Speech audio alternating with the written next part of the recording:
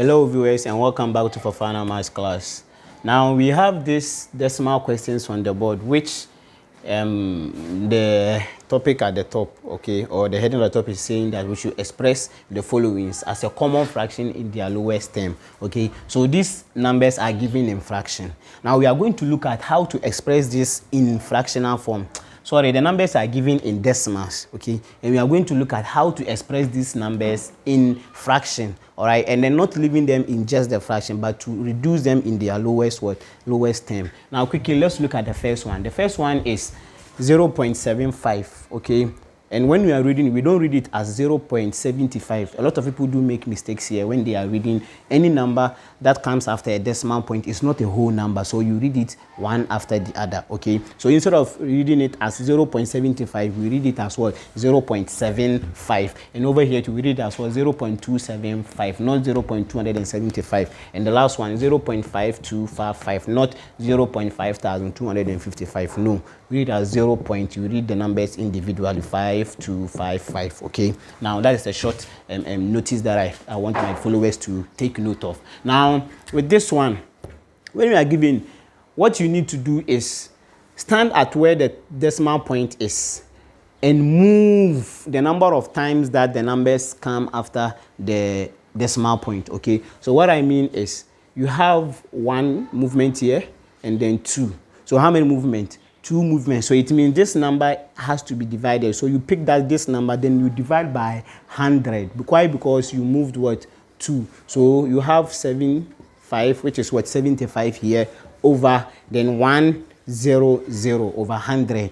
Okay, now you have expressed it in fraction form. The question says we should reduce them in their lowest term, so we can reduce this in its lowest term. So we'll be having, when you use 5, or we can use 25 to do it. 25 will go into 75 3 times, and 25 will go into 100 4 times. So in its lowest term will be what? 3 over 4. Okay, you could use 4, but when you could use 5. When you use 5, you will have to go down again, okay. But you look at the bigger number that can reduce it to its lowest form very simply, okay. So what you do is you move the decimal point to the latter part of the number, okay. Then you pick the number, then you write 1. After writing the 1, then how many movements did you do? Then you write the number of movement using zeros, okay. So we have here 100, okay. Now the next one is we have 275. So 275. Now let's do the movement. Decimal point is here.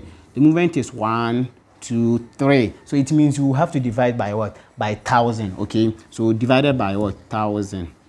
All right, 1000. 1000 is how many zeros? 3 zeros. Why? Because we moved how many times? 3 times, okay. So take note, when the numbers are given to you, all you need to do is to count the number of movement till the decimal point gets to the end of the numbers. Then you write the zeros according to the movement that you made. All right. So here, to reducing this to the lowest form, we could use number 5 for instance, okay. So 5 will go into 2. It won't happen. All right. So 5 will go into 27 how many times? 5 times, okay. To go into 27 5 times, remainder what? Remainder 2. All right. With remainder 2, you add this 5 to, because 5 won't go into 2, so you add this 5 to go 25. So 5 will go into 25 how many times? 5 times, divided by 1000. 5 will go into 10 2 times, so divided by what? 200, okay.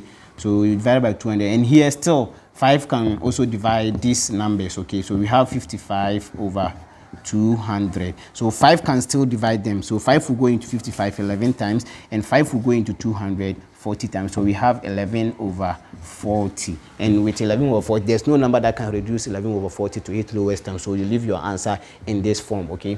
Now the next number is 0.5255, okay. So with that one too, we pick this number, which is 5255, divided by, now we do the movement. How many movement? We have 1 2 3 4. So we have what? 4 zeros to attach to 1. So we write our 1, then how many zeros? 1 2 3 4, which is what? 10,000 that we have over there. All right. So 10,000 we have to reduce to its lowest term. So the first number that we use will be what? 5, okay.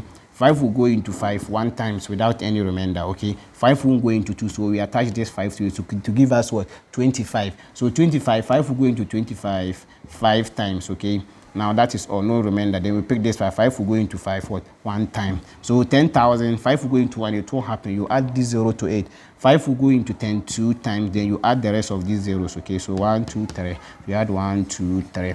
So now looking for the number that can divide 151 and then 2,000. I don't think there is any number, so this will give you what? The solution to this one. So what did we do? All you need to do is to just check for the number of movement that you do to get rid of the decimal point, to bring the decimal point to the letter part of the numbers, okay? So when you move that, then the number of movement that you do will tell you the number of the number of zeros that you will what? Divide the number with, okay? So you pick that whole number, then you divide by, here we made what?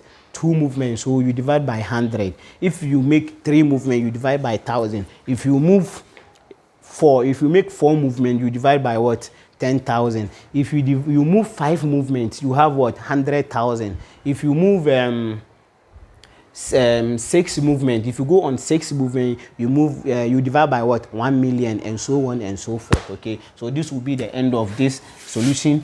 And then if God permits, we will be adding a lot of examples concerning this one, because this normally comes in our objective test whenever we are solving mathematics questions, okay? So this will bring us to the end of today's lesson.